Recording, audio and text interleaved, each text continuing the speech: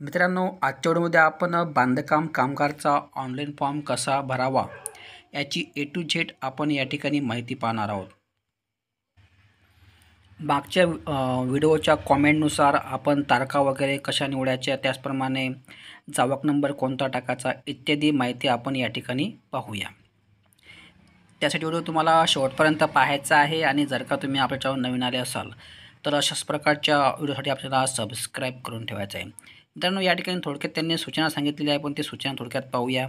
त्यानंतर online form कसे भरावे हे सुद्धा या ठिकाणी पाहू. या ठिकाणी त्यांनी सांगितलेले आहे की मंडळाच्या आदेशानुसार दिनांक 5 फेब्रुवारी 2025 पासून तालुका सुविधा केंद्रात डाटा एंट्रीचे काम बंद करण्यात येत आहे. म्हणजे मित्रांनो, या ठिकाणी सांगायचा उद्देश एवढाच की तालुका स्तरावर डाटा एंट्रीचे म्हणजे ऑनलाईन फॉर्म भरण्याचे काम सुरू झालेले होते, परंतु आता त्यांनी या ठिकाणी बंद केलेले आहे. त्यानंतर यांनी समोर असं सांगितलेलं आहे की बांधकाम कामगार आपले नोंदणी, नूतनीकरण व लाभाचे अर्ज ऑनलाईन पद्धतीने आपल्या सोयीच्या जागेनुसार भरू शकतात. म्हणजे आता तुम्हाला जर का ऑनलाईन फॉर्म भरायचा असेल किंवा सोबतच रिन्यू वगैरे करायचं असेल तर तुम्हाला या ठिकाणी जवळच्या सेतू केंद्रात किंवा स्वतः घरी बसल्या माध्यमातून आपण ऑनलाईन फॉर्म भरू शकतो. आपल्या लॅपटॉपच्या माध्यमातून, मोबाईलच्या माध्यमातून. त्यासाठी तुम्हाला कुठेही जाण्याचे काम नाही.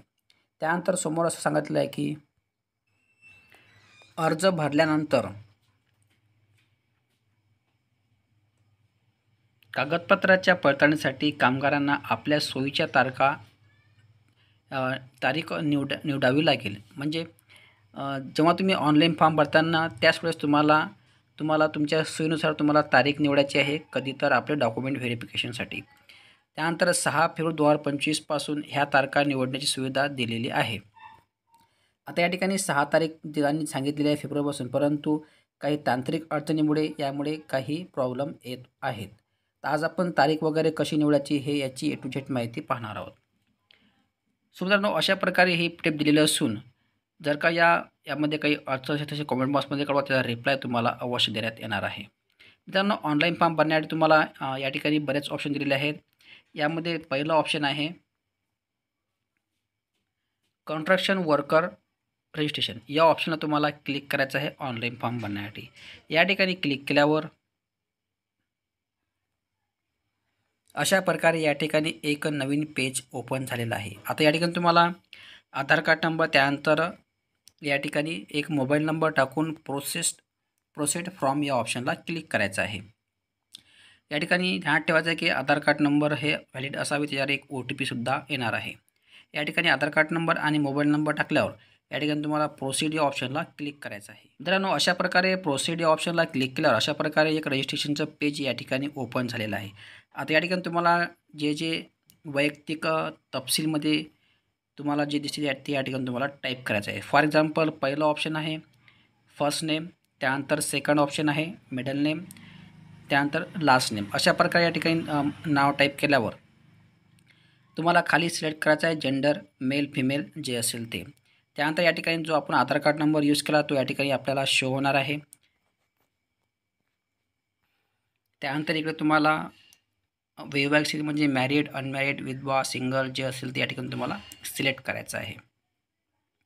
त्यानंतर या ठिकाणी तुम्हाला हे ऑप्शन सिलेक्ट केल्यावर तुम्हाला या ठिकाणी डेट ऑफ बर्थ टाकायचे आहे. डेट ऑफ बर्थ टाकल्यावर या ठिकाणी तुमची कॅटेगरी तुम्हाला सिलेक्ट करायची आहे, जे असेल general, NT, OBC, SC, ST.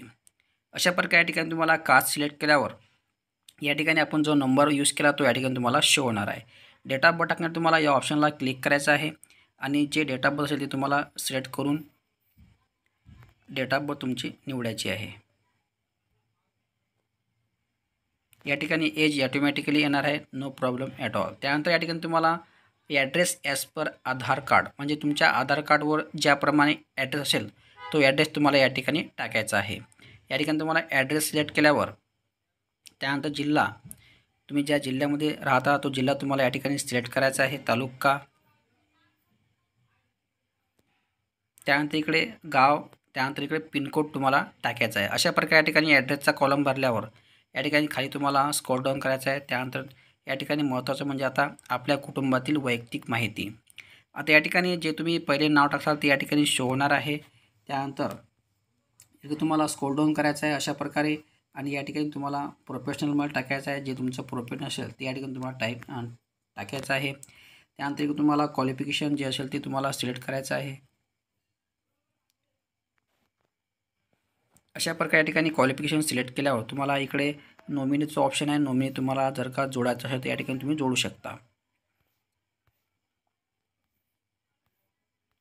जर अशा प्रकारे या ठिकाणी तुम्हाला प्रत्येक मेंबर कॅन्डिडेट तुम्हाला ॲड करायचा आहे 1 बाय 1. या ठिकाणी पाहताय की तुम्ही आणखीन जोडा म्हणजे ॲड मोर या ऑप्शनला क्लिक करून तुम्ही तुमच्या पत्नीचे, पती-पत्नीचे, मुला-मुलांचे आधार कार्ड या ठिकाणी तुम्हाला जोडायचे आहेत, सेम मी सांगितल्याप्रमाणे. त्यानंतर तुम्हाला अजून खाली स्क्रॉलिंग केलं या ठिकाणी याचं महत्त्वाचं म्हणजे एम्प्लॉय डिटेल, नियुक्तीचा तपशील. म्हणजे ज्याही व्यक्तीने तुम्हाला सर्टिफिकेट दिले असेल, फॉर एक्झाम्पल ठेकेदार, इंजिनियर, ग्रामसेवक, ज्यांनी तुम्हाला सर्टिफिकेट दिले त्याची माहिती या ठिकाणी तुम्हाला टाईप करायची आहे. या ठिकाणी तुम्हाला सिलेक्ट करायचं आहे कामगाराचे स्वरूप. या ठिकाणी तुम्ही ज्या कामामध्ये असाल ते या ठिकाणी तुम्हाला काम म्हणजे तुमचं वर्क या ठिकाणी सिलेक्ट करायचं आहे. त्या ठिकाणी पण पहिलं ऑप्शन आहे ऑल टाईप ऑफ हेल्पर्स. या ठिकाणी तुम्हाला क्लिक करायचं आहे पहिल्या ऑप्शनला. तुम्ही कुठलेही वगैरे तुम्ही निवडू शकता.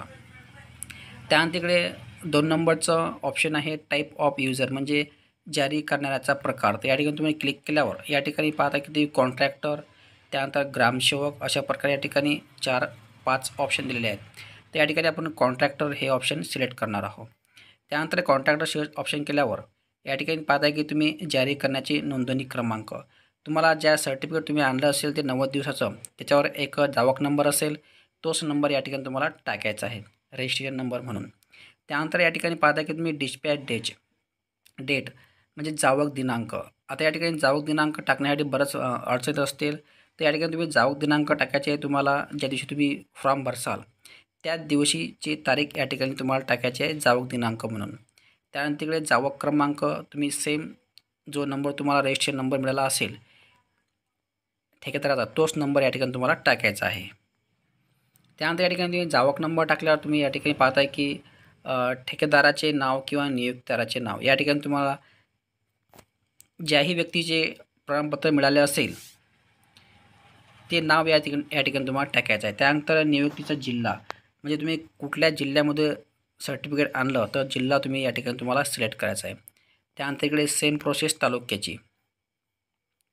अशा प्रकारे या ठिकाणी तुम्ही तुमचं नाव, ठेकेदाराचे नाव, जिल्हा वगैरे सिलेक्ट केल्यावर तुम्हाला खाली अजून यायचं आहे. या ठिकाणी पाहताय की तुम्ही कृपया पडताळणीसाठी तुम्हाला भेट द्यावी असलेले योग्य तालुका निवडा. तर या ठिकाणी तालुका तुमच्या जवळचा जो असेल तो या ठिकाणी तुमचा ॲटोमॅटिकली येणार आहे, तो आपल्याला सिलेक्ट करायचा आहे. म्हणजे तालुक्याचे ठिकाणी या ठिकाणी आपले राहणार आहे.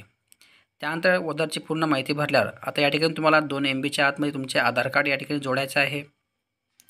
त्यानंतर आधार कार्ड PDF स्वरूपात असणे आवश्यक आहे 2 MBच्या आतमध्ये.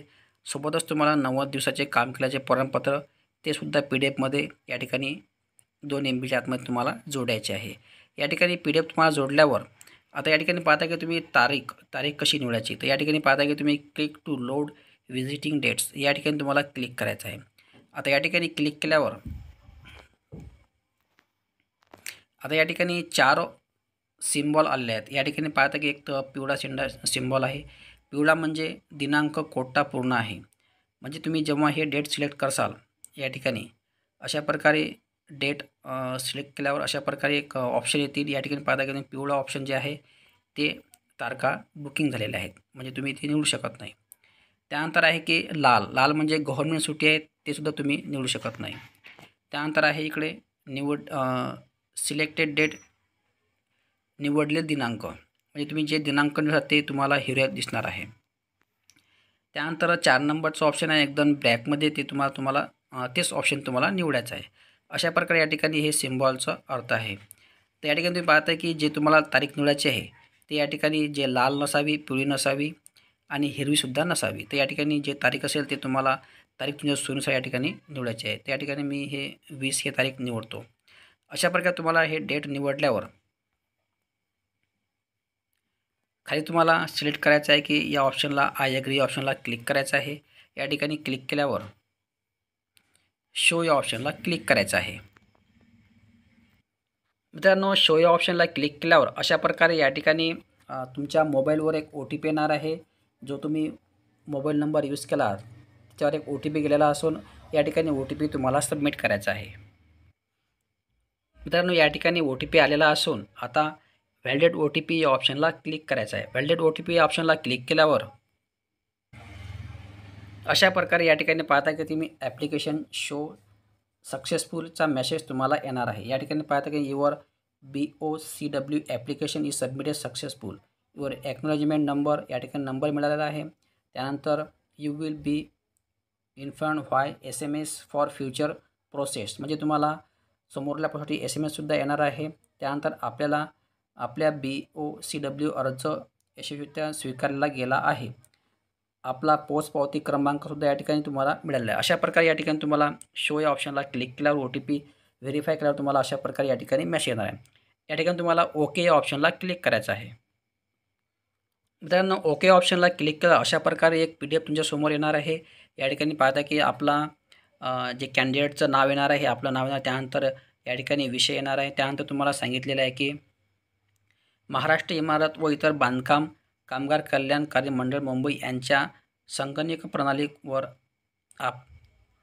लाभाच्या अर्जासोबत आपण सादर केलेल्या कागदपत्राच्या मूळ प्रती घेऊन आपण निवडलेले दिनांक 1/4/2025 रोजी जिल्हा कामगार सुविधा केंद्र दर्यापूर येथे कार्यालयीन वेळेत उपस्थित राहावे.